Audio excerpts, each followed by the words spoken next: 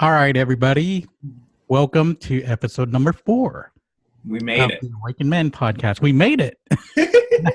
Now, that's pretty awesome. We're still going at it, and then we're seeing them on YouTube. And there's a website coming up pretty soon, and you're gonna be able to subscribe to it on iTunes also. So be waiting for that. Yes, that's awesome. We're So, becoming official. yeah, we're like big time now, aren't we? I mean, we have a YouTube channel, and we're gonna have a website. They say when you have a website, you've made it, right? Right, exactly. Well, Daniel, I guess what would you like to lead our discussion for today? What Well, topic are you interested in? What's coming up for you? grief is coming up to me. So it's just in Chicago area at my grandpa's funeral. So that just happened. So obviously that's where I'm at, nowhere else. And it's interesting because I didn't feel much grief when I was there, but now I'm exhausted when I came back. So I can feel like my body's detoxing from that. Yes, grieving is very powerful, and thank you for that, and condolences to your family and everything over there. I know those are very challenging times. Right. Definitely.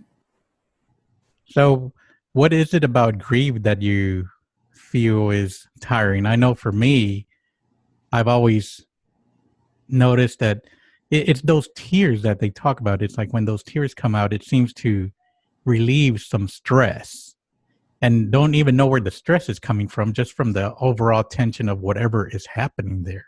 At least that's how I feel about it. What are your thoughts on that? Yeah, no, I definitely think the tears relieve the stress. Um, as an empath, I get emotionally exhausted. Mm-hmm. So that's why I said my body's detoxing, because I'm back in a normal space, but I was in a space with people grieving for 4 days, which is beautiful. I'm not upset about it, but I'm going to take that on. Like, that's going to be something that's going to happen. Yeah, it's incredible how open we are during those times. And that's really when, at least for me, I've noticed a lot of emotions happen that have been bottled up, that it goes through every possible scenario. Sometimes we feel guilty. For me, when my brother died, it was so instant and unpredicted, because it was an accident.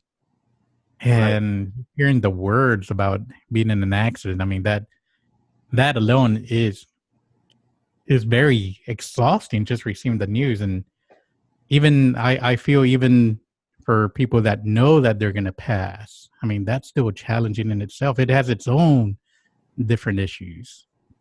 Mm. No, I definitely agree. And sorry for your loss too. I mean, because this wasn't quick, so it was definitely a longer period of time, Yes. which probably makes it less, I don't want to say less stressful, but I would say less stressful, because they say you grieve, and if you know someone's going to pass, there's a longer grieving period. It's slower. Well, if it happens all at once, it's more of like a smack in the face. I think it's just different types of grieving. The instant one is more of the shock. The long one, I mean, because my uncle, not my uncle, my grandfather died of cancer, and his was like a long journey going through it. And it has its own exhaustion in its way. I mean, it's a different stress also, because then it becomes a very interesting dynamic among the people around you. Mm-hmm. The instant one is weird because it's that shock. And for me, that shock at the beginning kind of kept me numb for a while, until finally the tears came out, and it's like, oh my goodness, what just happened? Mm-hmm. Crazy. Yeah. And I think that's the key with grieving, is there's no timing. There's no like right or wrong way to do it. It's just going to happen when it happens, which is probably just how we need to live our life in general with emotions. Mm-hmm. Just grieving gives us an excuse to feel them, which is an observation I made. People that especially men, won't allow themselves to be emotional until a funeral. But it's almost like that's their the opening they have to let out their emotions. Yes. So it's like interesting when people haven't felt their emotions, then something happens like that, they get to. And it's almost like they're not just grieving the loss of that person, all other grief is coming up at the same time. Mm-hmm. That hasn't been processed. Yeah, it's interesting because as men, right now, I know it's changing, but as men, it seems that we're told, "Oh, you can't cry," or we're giving this masculine trait. I mean, even in the movies, you see the the the macho persona is what I call it, and the persona that doesn't have any feelings, that doesn't have anything to release because he gets it out with anger or violence. And I feel that's been a lot of programming, media programming that has happened to really occur and cause a lot of the issues that we have now. Right. Yeah, definitely. I mean, it's been going on so long. I mean, I think every generation gets more emotional. Mm-hmm. And the movies become more open to it. But there's still that, block of like feeling emotions, as men. Like we're not supposed to. And maybe it's even subconscious, not even a conscious thing. Yeah, and then the movies have, I feel, a lot of the parts of it. Even in the Christmas movies, if you look at the things that are going on, they actually portray the man in this specific role. Mm-hmm. And they don't allow for any other type of role. And they're trying to sell seats, so they have to go with the romanticizing everything. And this is the way the man is, and this is the way the woman is. So they actually put things in a box. Coming back to like maybe it's cold outside. There's like boxes that song puts people in, and that's some of the things that people feel so upset about. But in Grieving, it seems like it's a free game. You're allowed to do this, but yet there's some certain things that you don't do because, you're grieving. And to me, I see death very different now. And yes, I am sad for the actual physical presence. And I do cry about that. And I do feel like, for me, my brother and my other relatives that have passed, but it's still a very, very strong emotion that I allow it to flow through, because before I used to hold it in, and it was just detrimental to my mental health specifically. Right. Yeah. No, I definitely agree. I mean, there's no doubt holding in emotions is not good for your mental health, and mm-hmm. And just releasing those any way you can is so important, because it will wreck your health. I mean, I totally agree. Suppressed emotions, my theory is that's why men have back pain, because they're holding on to so much, and it weighs them down literally, and that's a big part of it. And not that it's wrong to have back pain. I've had it, but honestly, feeling my emotions has released it. And I was told that by spirit, that if I released my emotions, my back would feel better. And it's 100% the case. I believe in that, because it's all energy. When you really look at it, it's all energy. Whether it's crying, whether it's happiness or something, it's all energy. And anything that you pent up is going to manifest somewhere. That energy has to go somewhere. I mean, we are water, and about mostly water, but there's energy moving through that water, and just the water flows. So if that water's not flowing, the dam's going to eventually break. Right. Yeah, exactly. And it usually comes out when people drink in different ways, and through anger, especially with males. Studies show that males express their depression through anger way more than females on a scale. So actually, anger is like a symptom of depression for men specifically. Like, you look for that. But yeah, it's definitely, whenever I'm feeling anger, then I go within, because I know it's something else. Stop Yes. blaming the outside circumstances for something. I'm like, wait, okay, let me see what this really is. And there's always a step deeper, and then I can release it, which really helps.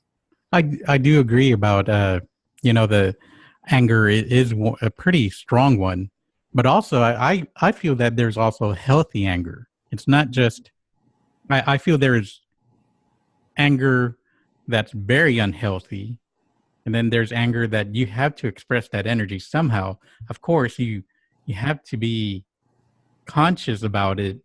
And if we're just letting that anger go, that to me is what I call unhealthy anger. If you're just letting it go and not being conscious, there are consequences of doing that. Well, there's consequences to anything, but for me the biggest thing that I've learned is, and this became a process for me that I started, that now as I'm going and saying something, or even before I say it, sometimes my mind processes it in a way that, oh yeah, hold on, wait a minute. No, I need to step back because I have this anger that I have right now is not, it's not going to be constructive, because I do believe that there is constructive anger. Right. Mhm. Yeah, and it's just knowing the difference and how you use it also is key, because do you feel it and get clarity from it, or you just throw it out? And that's Yeah. why I think you can keep the cycle. And also, yeah, anger is important, because if we weren't angry at whatever, if you had a boss that mistreated you, the anger is helping you leave the job. I mean, the anger is Yeah. healthy, and helps you keep up boundaries. Yeah, and I wanted to say that about anger because anger has taken a bad rap. Right.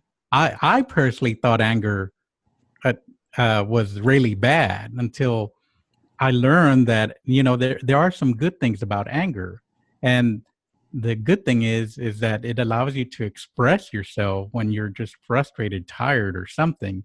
I used to be so afraid of angry people because it would trigger something in me that from childhood. Mm. And so I would back down. And remember, for those of you that have been listening to our other podcast, uh, my voice disappeared. So I would not speak up. And sometimes even just the characteristics of what I thought was angry would shut me down. And so I wouldn't speak. And then all of that would manifest in one way or another. It was Mm. interesting once I learned about it, because I saw the mask that anger was. It was like what was holding me back in certain speaking up scenarios. Right. Yeah. I mean, definitely, because you have to have that voice, and anger is a shield. I mean, if someone punches you in the face, you're going to be angry, but that's probably good. I mean, that's either going to get you to push them off, or it's going to give you energy, or it's going to get you to speak up, and that's obviously Yeah. extreme. But that's the Yeah. same Yeah. circumstances in life. I mean, it's the same idea. Like, anger is okay, being annoyed is okay, and frustrated is okay. And Mhm.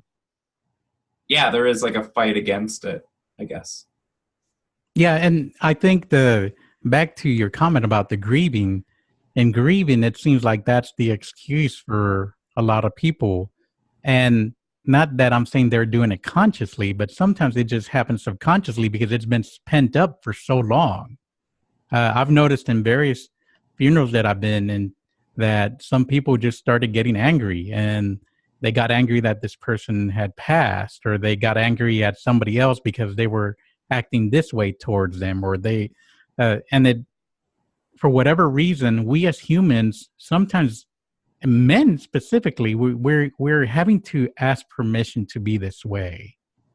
And I went to a sound ceremony a while back, a shamanic sound ceremony in California, and one of the things that that was really interesting is the gentleman, the David Kennedy, was doing the sound ceremony, and he goes, uh, "We give you permission to release what's holding you back," or something to that extent. But it's like allowing us to give permission. And when he said that, I noticed in me, it's like, wow, it's like it was like a stress was lifted. It's like, why do I need to give myself permission? It's like I should just be able to accept that. I found it very interesting. Yeah. I mean, we should be a certain way, and there is no way to be. And that, I think, gives people freedom, because then Yeah. that's that mask being taken off as much as possible. And it doesn't mean you don't, but in every moment, like, you can be very positive and uplifting, and then be Mhm. like, I'm tired and exhausted, and just own that. I'm just not in a place that I'm gonna be super excited right now. But it's not. We don't have to be have permission to do that. Because I think we all want to put on that smiley face and Yes. fit in, and that probably serves some purpose. But at the same time, it's okay to just be how you are in the moment. Yeah, and I do want to say thank you, Daniel. Especially with the funeral and everything that has happened. Uh, and I honor you for coming on here, and thank you so much for being open about it. I just want to say that because some people would not feel comfortable in this, so I appreciate you doing that. Yeah. Well, I followed my guidance, and it told me to come Mhm. on. So, and I knew it'd be good. Like, I knew deep down I could do it. Um, and that's part of it too. Like, and I think if we're talking about being how you are, is it Mhm. okay to go on the podcast or to work and not be in the best of moods? Like, are okay with that? Because I've Yeah. met so many people that are like, and friends and dating, that would be like, oh, I'm upset right now. I don't want you to be around me. And I'm like, well, if I don't like you when you're upset, like, that doesn't work. Like, this isn't a long. I mean, I get it, and I think Yeah. people are just being kind, but also, like, if we only present ourselves to the world when we're feeling great and looking great and got it together, Yes. then everyone thinks everyone's always got it together, which creates this false. Again, we're all wearing masks, and then and I'm honestly feeling like crap, and pushing through this, but that's okay, and it's probably good for me, and then hopefully other Mhm. people can relate to that. Well, it's interesting because you talk about masks, and I believe that masks, once you discover you have a mask or what that mask is, it's great because that mask has protected you from something. So our minds create that for safety reason, for whatever reason, abuse, anger, being alcoholic family or whatever, but it was created. But what happens with masks, what I believe is that the mask, once you discover the mask, then you can take it off and put it on when you want to. Yeah. But knowing that you have the mask lets you see what's behind the mask. I hope that made sense. No, I definitely agree. I mean, for example, like going to work today, like, Mm-hmm. I'm gonna get kind of keep it together, obviously. Like, I'm Mm-hmm. just because that's the mask. There's a mask I wear there, and it's Yeah. it's not a huge mask because it's just driving someone, but it's It's your you know composure. You have to right. I'm stay gonna keep yeah, centered. exactly. I'm gonna keep some composure, and obviously be present for the my job, and then feel things when I need to feel them. So Mm-hmm. that's why I say it does play a role, because we want that, right? Like, we want the policemen to show up and not tell us about, in that moment they got to wear a mask, but that's important for their position. Mm-hmm. I'm sure they're different when they go home, but at least they know it's a mask, which is, I think Yeah. that's what you're saying is important. Yes, the important part is recognizing that you have that. For a long time, I just stayed quiet and I was shy, and I thought that was my persona. I thought that was me. And it's like, oh, I'm just quiet and shy. It's like, no, no, no. I discovered that I have things I want to say. And that was the only reason I was shy and quiet, was because I felt that my words weren't worth anything. Or they would get torn down, or that there was a lot more behind that. Once I figured out, hey, that's the mask. Now I can choose to be when I want to be quiet and shy. And obviously, like right now, I'm not quiet, so I Right. talk. So I take that mask off, and hey, this is who I want to be. And I'm choosing to be that person that I am now. Yeah, definitely. No, and I appreciate that you're speaking out. And I was shy too, as in high school. And I think for me, I didn't feel safe. So being quiet is a safety thing, right? I mean, it's, Yeah. if you're in the shadows, no one sees you. Because I wasn't bullied, but I wasn't loved either. Like, I didn't get either because I was so unseen. It's almost like I was just like, Yeah. I just hid. So no one had anything to make fun of me about because I wasn't vocal, but like also nothing to give to me because I wasn't vocal, if that makes sense. Oh yeah, we've created. I was the same way in that sense. It creates, so it's weird because we think we're protecting ourselves and we're actually creating a barrier between ourselves. And for me, at least, I didn't realize that I had that barrier. It took me a long time. I even got to a point one time that my emotions were so trapped in me that they manifested physically where I couldn't feel, like if I touched the mic or something, I couldn't feel that.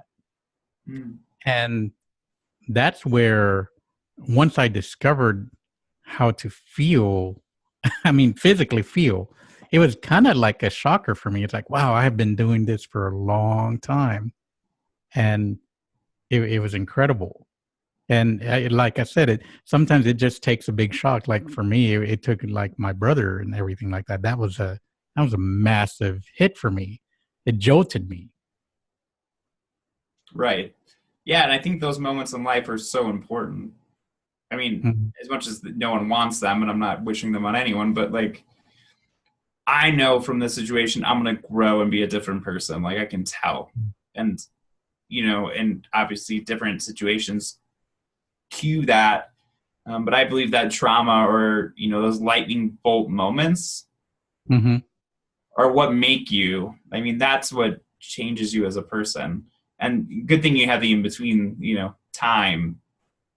But instead of, so like my teaching, instead of when this stuff happens, you know you're in a bad place. Like, I know I'm not in a great place. But I don't get upset or worried about not being in a good place because I know that's going to grow me. And that's always my mantra in this situation. It's like, well, I must be expanding and moving into something better. Yes. And when I have that mantra, and I'm not going to put effort into making myself feel better. I don't believe in that per se. Obviously, that's helping, but it's just letting me slowly recover. Yeah, you have to allow those emotions to flow, and they're going to flow when they flow. I mean, you can try to control and push them out, but as we all know, that doesn't work out too well. That's when the unhealthy emotions come out, the anger, the some people get jealous, you know, that just different type of emotions, and it's very important to allow them to flow. Yeah. No, I definitely agree. And you surprisingly always move through it faster. Not that that's the goal. If you allow them, I'm coining this term in this moment, but like, it's emotional procrastination just makes it worse in the end. I like that, emotional procrastination. I like that phrase in itself. Yeah.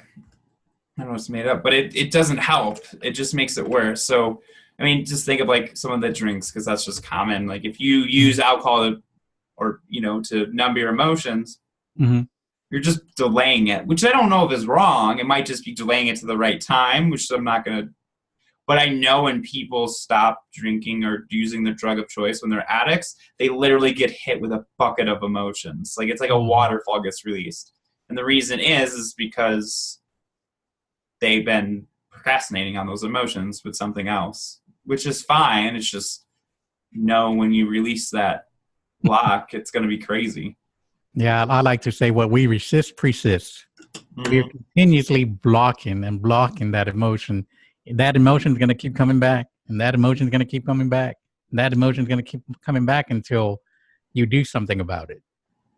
And it's incredible, the power of emotions. You know, we talk about physical pain and we talk about emotions, and some people feel that physical pain is more damaging, which it is in one sense, but the emotional pain is the pain that you cannot see. So there's people walking around that are sad or depressed or angry, and you might not even be able to tell. With a physical pain, at least you can see it outside. So it makes it even challenging to know when you're talking to somebody. Like, for example, in your situation, if you're going through a grieving process, and sometimes knowing that you're not knowing that you're in a grieving process, somebody might come in and might say something, and it might trigger you, it might not. But the big thing is that just realizing that you're going through a process sometimes helps. And I agree. There's cultures where people wear, I know widows at least, they wear like, I forget what it was, I've heard it, so I'm not going to pretend to know, but they have a marking of sorts to show they're in grief. So society knows when they see them, oh, you had someone pass. And, you obviously treat them differently, which comes to the point of we always need to treat people nicer because you never know what they're going through. I mean, if they cut you off and they flick you off, that might be because their dad, hit them when they were a kid. I mean, not just to blame dads, but they're usually the ones that do it. But, like, you never know why people are in a certain state. Right. Yeah. The those type of reactions, we just never know who is doing what. At least, like, that's why I had to say that whoever, at least with a physical, if something physically happened to you, at least you can see it. And to me, the emotional part, that's the more challenging part of it. Yeah. I mean, I grew up with, you'd say, mental health stuff. I guess that's the word we use. I don't like that word, but. Okay, then let's change it. What do you want to call it? Yeah, because mental health can... I need to have a new word. I mean, mental health's better than before, I guess. We can just use that for now. All right. For right now, we'll use it. And then if we come up with a new one, we'll go ahead and make our own. Right. And I still probably do in some senses. And, I don't take medication or anything. And obviously it's in me. But growing up with that and knowing how that works, I mean, it is harder. If it's not extreme enough to put you down, or you're, in a schizophrenic episode, I mean, there's levels that are just, everyone knows. But that in-between state, because that person, right, broke their leg, they would get a lot of help. Right. But if they're emotional and no one sees it, even though it's probably more debilitating in a lot of ways, because a broken leg person, if they work a construction job, that's 100% debilitating. But right. They go to an office job, what it's debilitating is they just got to take a wheelchair into the office. Other than that, they can get their work done. But I know just from this grieving process, doing everything is so much harder. It's just like, it's like going through mud. And that, I mean, and grief and depression are not very, they're the same pretty much. Like it's very like muddy. That's the only way I can explain it. Like every movement, everything, you're like, all right, I can do it. Like, it's like I can go to the store, I can do this. Like that feeling comes up over and over again. Well, it's an emotional, it's a pretty strong thing. A physical presence that you loved so much is no longer here. Or even if you don't love them, it's still going to give some type of reaction for the presence of not being there. That will manifest in your body. And it's a lot of work. The energy, let's look at it in the metaphysical sense. So the energy of that person has distributed among everybody. And the physical essence is no longer there. But that energy now is within the people that are around them or wherever it goes to. But it's an extra energy that you're working through. And sometimes it's the spirit trying to connect with that other spirit. That's the way I see it. We're all one, so we are now coming back together. And I feel it's the human way that it deals with that extra energy, trying to figure out, what am I going to do with this? Right. And it keeps you preoccupied. That's why it's so hard to do things when you're in that state. Yeah. It's definitely, I feel it. I believe that the lineages and the bloodlines, and when someone passes, it does shift your DNA in some sense or some part of you. Because I felt it in my body. I felt it in my body when he passed, my grandpa, before he did. Like I almost felt like this, like something was getting ripped out, and I don't understand it. And this is just my experience. Mm-hmm. But I know we're connected generationally to our bloodlines in some way. So if they're passing, we're going to release all the ties to that person. Right. Because they're not here, right? Mm-hmm. Even a breakup's the same way. Like you got to cry and go through the process because you're releasing all those attachments that are there energetically because they're shifting into something new. Yeah, and that's the emotional part of it. I mean, that's the thing that you don't see. Yeah. It's pretty crazy when you really think about it. How one person passing can really change our life drastically. That has been my biggest thing for me. Like for me, seeing my brother kind of, I didn't see him in the car, and unfortunately, uh, he passed right away, and so I never really got to see him until he was, at the funeral home. And not that I wanted to see that, but if you had seen the car, it would have been. It's like things happen for a reason. Right. And the way it happened, I was very fortunate not to have to see him in the car. Yeah. And that's those kind of essence. The I call it the essence. The essence of them disappears, but it doesn't really disappear because they're always still in our heart. We can always reach them in one way or another. You could just tap in, and rather than listening with your head, listen with your heart is what I always tell everybody. And if you listen with your heart, they're always there. The physical presence isn't there. And I know I miss my brother too, especially during the holidays like this.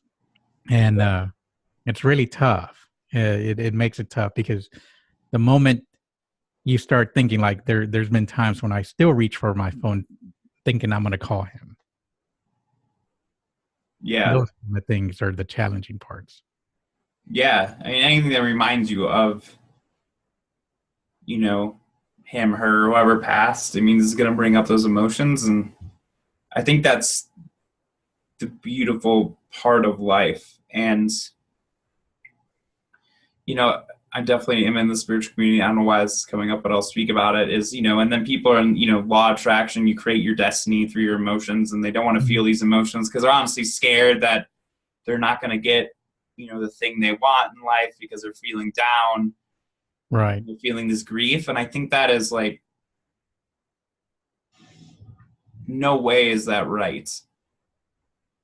Like that to me, one is not a very empathetic way of thinking. Mm-hmm. So I don't like it because to me, unconditional love is more important for yourself than getting that Lamborghini. We just gotta obviously that's not what everyone wants, but it's just kind of a joke, and so people are choosing, to manifest a material thing that they want over self-love. And that to me is, or unconditional love. And I don't think that's what the law of attraction teachers are telling you to do, but that's what I've done 3 years ago, and I know people do. They're like, I can't feel these feelings. I got to get out of it so I can attract my reality. And part of me is like, but there's their subconscious energies that are going to attract your reality if you ignore them. You can't weasel your way out of being human. Yeah, and the way I see that's part of the law of attraction. I think has really been misrepresented in the way it is because I feel it's about the flow. The Tao Te Ching talks about that, being in the flow all the time. If you're in the flow, things that are meant to come to you will manifest as you move through the flow. Yes, we can create this, we want this, and move through the flow to get that. But that means going through those emotions. That means going through the challenges that you're going through. The universe is funny because when people think about the law of attraction, they think, at least I had this perception also, that the law of attraction will bring you something right away. All you have to do is do that.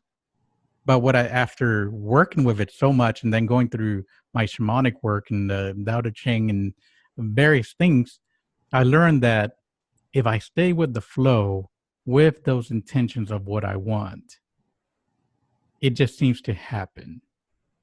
And but it does take me moving through it. The moment, because I feel we're like going through a little path like this, very simple. But the moment we resist that path, then we're going to this direction. So you might eventually get back to that path, but it's going to take a lot longer because you're resisting it. Right. Yeah. And it's the same with emotions. It's just like you can't not be honest about what you're feeling to get what you want, or you can't pretend, I guess. And no, you're lying to yourself. Yeah. And I've done it. So we all done it. Yeah. It's like pretend spiritual bliss. And it's like this idea that I'm always happy. Like, I know everything's perfect, blah, blah, blah. And it is. And I know that too. But to not feel things when you feel them is denial. And it's definitely not going to get you in the flow to deny what's happening and what you need. And I think knowing that you get what you need, not what you want, and that's all you really need, makes things easier. It's almost a relaxing into the flow with that knowing. Like, yes, I might want that Lamborghini, which is cool. I'm not saying not to want cars. But you need it. Like, are you going to be okay without it? Like, if the universe doesn't bring you a Lamborghini in the next 6 months, like, okay, I'll be okay. All right. Like, maybe, and I was not saying live in abundance, but there's something about that simple getting what you need that makes you live in abundance. I don't, because you already are. I mean, it's cool. Yeah, it's a matter of what abundance is to every individual. There's abundance. Some of it is material for some people. Some of it is spiritual for other people. Some of it is both. Like for me, I like both. I'll be honest. But I go with the flow, and I'm not saying that I don't have my challenging days, because I do. But the saying that I go, my mantra, it's like I love the perfection of my imperfection. Mm-hmm. Because my imperfection is what allows me to grow. It allows me to see that if I'm not in the flow, hey, maybe that's why I'm not getting this. Maybe I moved out of the flow and now I'm going the wrong direction. But that's part of being imperfect. If we were perfect beings, like we're all this, we wouldn't be in this human form. We'd be out there traveling the universe where we still can, but right now we're not stuck, but we're in this human form to get those extra lessons to make us even grow bigger. Yeah. No, I definitely agree. I mean, your soul has something it wants for you that could be much bigger than you can imagine. And they want that expansion. So you want that challenge. You want that grind. I mean, that's why you're in this physical form. My joke is always, I was sitting in the spirit world and I got bored with all the bliss, so I decided to have a challenge. Yeah, I call it the hammock. I was in the hammock and it's like, you know what? It's time to get off the hammock. We got to do something here. Right. Yeah. And I think it gives me ease in my life, because then when a challenge comes or like a turbulence like this, and maybe it's just, it's like an airplane ride. It's, there needs to be some turbulence or the other rides wouldn't seem so joyful. So when the turbulence comes in your life, it's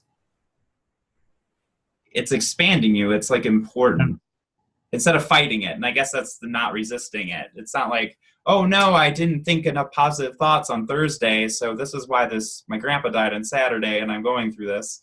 Correct. Like, that's superstitious. Like that's, and yes, you want to have positive thinking, but you might be so positive that the universe put you through a challenge to put you on the next level, right? Like if you're the best team in the NBA, you're at some point going to play the other best team in the NBA, because you could play the lowest team all day, but you're just going to kill them and it's going to be boring. So your soul wants that too. It's like, all right, let's put a harder challenge in front of this person at a higher vibration. And I mean, look at Tibet, right? They're at probably, I mean, they must be the highest vibration. I mean, they're like a mecca of just meditating monks, different vibration, but they got destroyed and faced one of the hardest challenges. But that's because they could handle it and still be loved. Most countries, if that happened to them, they'd be like us, we get one bomb on our building, supposedly, and then we're attacking another country within a week. While the Dalai Lama is saying, let's just love them still, So it's the level of vibration. It doesn't mean bad things are going to happen to you. You're just not going to react, in a different way.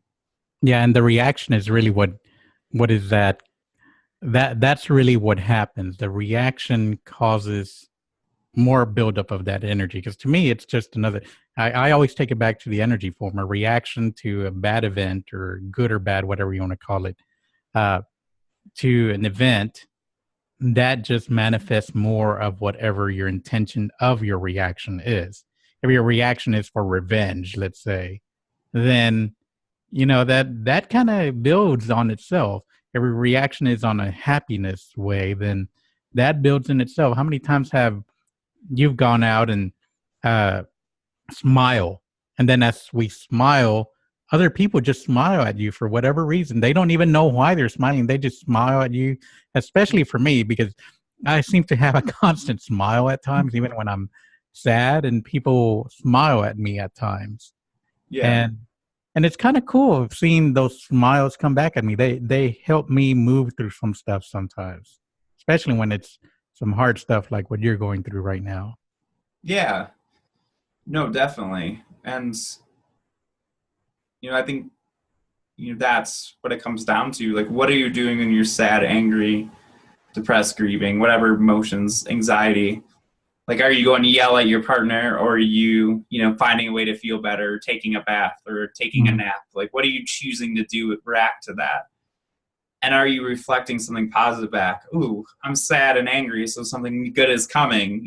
That's almost this giddy response helps to move you through it. And doesn't mean it's going to move through faster,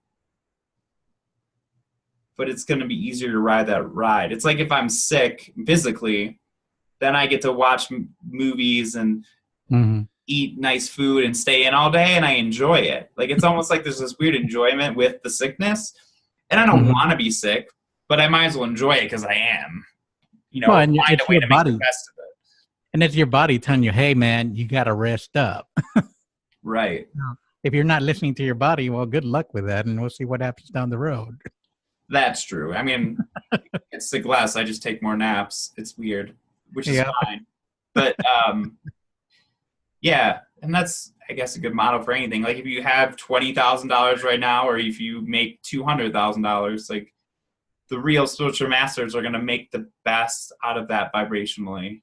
And they're not going to care that it looks this way. You're just making the best of the cards you're dealt.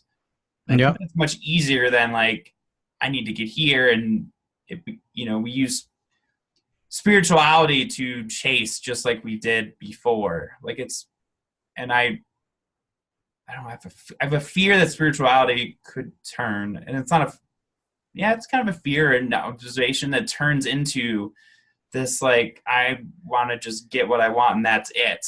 And that's to me not the core essence of it. The kindness and compassion and getting what you want is great, but, like, that's the core, right? Like, well, it's like an escape in a way.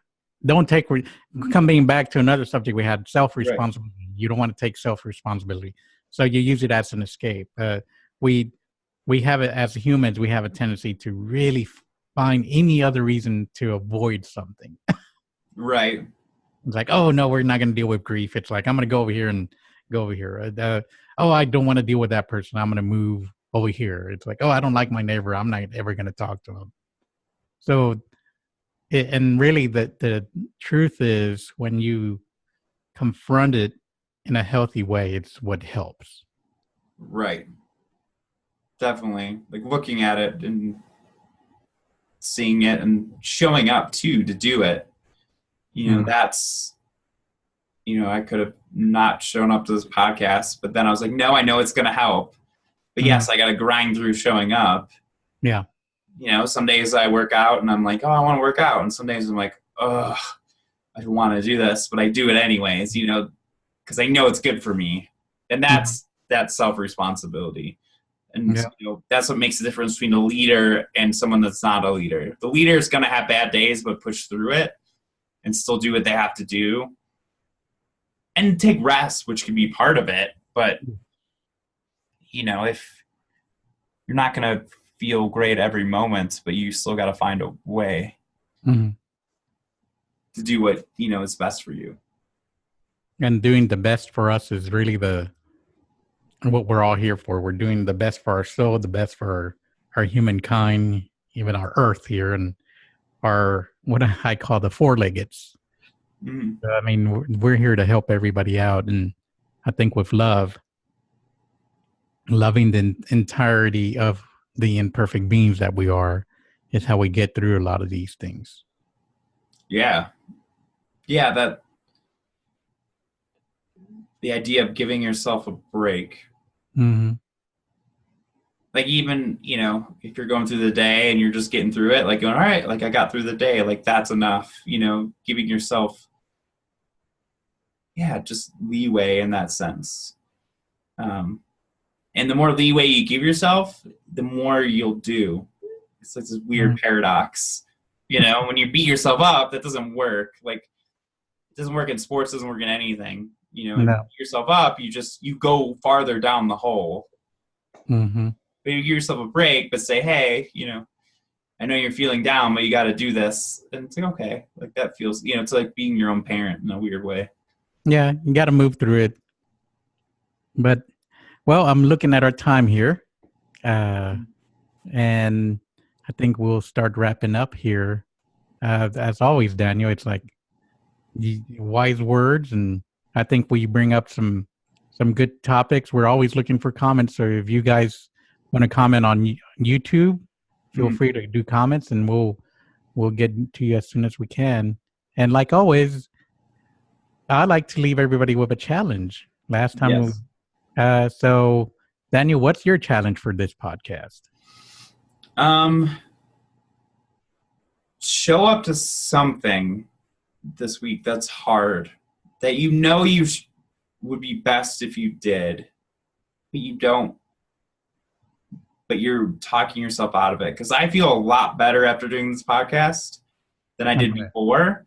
But to do it took more. That getting there was the hard part, but I knew it'd be good for me. So if it's like going to a workout that you wouldn't have gone to others, or sitting in meditation an hour longer, even though it's challenging, like, whatever that is, doing something that you wouldn't have done otherwise and going, okay, I know I don't feel like I want to do this, I'm going to do it anyways and see how that feels.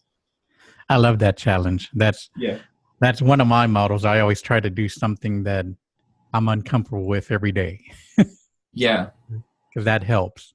So my challenge, what I want to do is similar to yours, but for me, it's like I want it to be one of those emotions that we always are afraid of, whatever that emotion is. Rather than trying to avoid it, go into it for a little bit and just journal about it, or meditate, or do whatever your work, however you do your internal work is. And let that emotion flow through you, and you'll see that it has some wise words for you. Because they always do. It's true. Thank you, Daniel. Always a pleasure. Yeah, thank you. This is amazing. So, as always, thanks anyone that listened and ask us questions, comment, and us. Definitely like us and subscribe. We haven't tooted our own horn, so we subscribe and like us, and talk about us, and we'll see you next week. Yeah, sounds good.